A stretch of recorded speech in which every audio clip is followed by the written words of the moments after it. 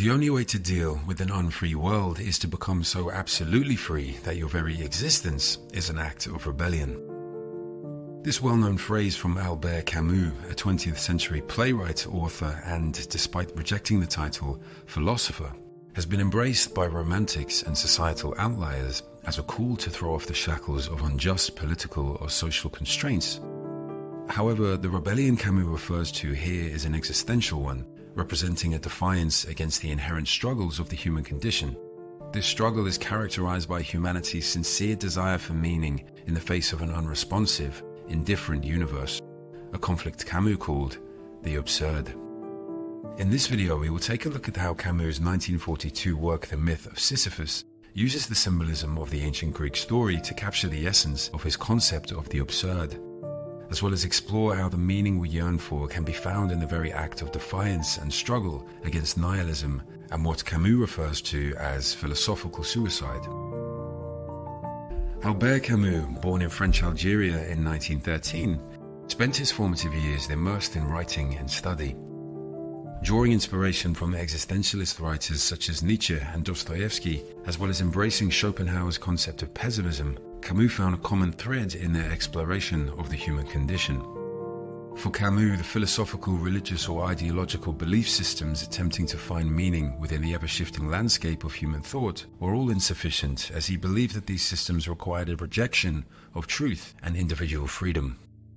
As a consequence of this vacant sense of purpose in the world, Camus asserted a dark claim that for humanity, the problem of suicide is the only question worth asking. In other words, why carry on? Why continue to live in such a dark world seemingly devoid of intrinsic meaning? Despite the candid morbidity of his claim, Camus took the problem very seriously. Through his writings, he manages to carve a path which transcends the beckoning abyss of nihilism and the comforting embrace of traditional belief systems, and instead invites us to embrace the absurd dichotomy of the human condition, and through that process, overcome it. Absurdism was a term first used by Camus in his 1942 work The Myth of Sisyphus. This philosophical concept relates to the clash between humanity's relentless quest for meaning and the seemingly meaningless nature of the universe. According to Camus, the absurd encapsulates the sensation of discomfort stemming from our recognition of the juxtaposition between the rationality of human thought and the inherent irrationality of the universe. Camus' concept of the absurd is symbolized in the myth of Sisyphus, who is a character within Greek mythology, condemned by the gods and sentenced to the arduous task of pushing a large, heavy boulder up a hill, only for it to roll back down every time he reaches the top, a process he must repeat for all eternity. In this analogy, Camus illustrates the inherent futility of our sincere attempts to find meaning in life within a seemingly meaningless and indifferent universe. Camus further mirrors the futility of the absurd by drawing parallels with the repetitive cycles of our daily lives, referred to as mechanical life. Mechanical life relates to our routine daily actions performed without conscious reflection, encompassing mundane activities like work and meals, devoid of intrinsic meaning or ultimate purpose. The intertwining of the mechanical life with the concept of the absurd becomes evident through their shared arbitrary and futile nature. Camus implies, however, that the experience of mechanical life is an essential component on the path to awakening. Weariness comes at the end of the acts of a mechanical life, but at the same time it inaugurates the impulse of consciousness. It awakens consciousness and provokes what follows. What follows is the gradual return into the chain, or it is the definitive awakening. Camus claims that it is within this state of weariness resulting from mechanical life that the question of why emerges. Camus illustrates this emerging question as a feeling of discord or discomfort, which forces us to make a choice to either ignore it and return to the mechanical life, or, as Camus puts it, undergo the definitive awakening. According to Camus, upon making the decision to undergo the definitive awakening, we are presented with a dark choice: suicide or recovery. Physical suicide in this context is a surrendering to nihilism, an acknowledgement that the meaningless in the world is indeed too much to bear.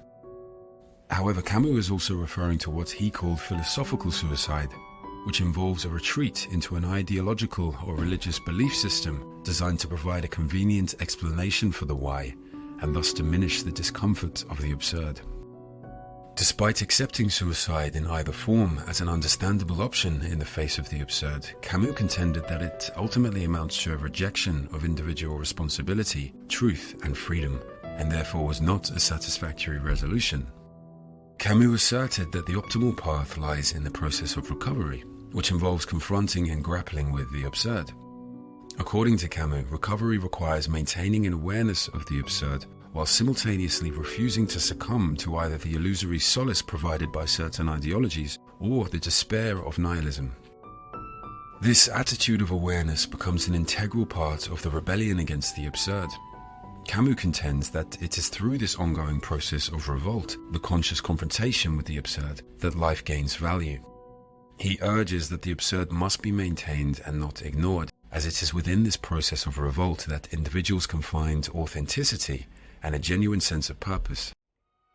Upon embracing the absurd, the possibility of leading a life imbued with freedom and authenticity begins to unfold. According to Camus, we must cultivate our own individual meaning in life, imbued with passion, which in this context signifies a profound and intense engagement with life. Within the context of Camus' process of embracing and rebelling against the absurd, the punishment imposed upon Sisyphus acquires a new perspective. Camus even asks us to imagine Sisyphus in a state of contentment. The struggle itself towards the heights is enough to fill a man's heart. One must imagine Sisyphus happy. Camus seems to suggest that carrying on in the face of futile struggle, with the knowledge that one's endeavors are ultimately in vain, is the ultimate act of rebellion against the absurdity of the human condition. It is a forthright and courageous act which smiles in the face of both the comforting embrace of ideology and the beckoning abyss of nihilism.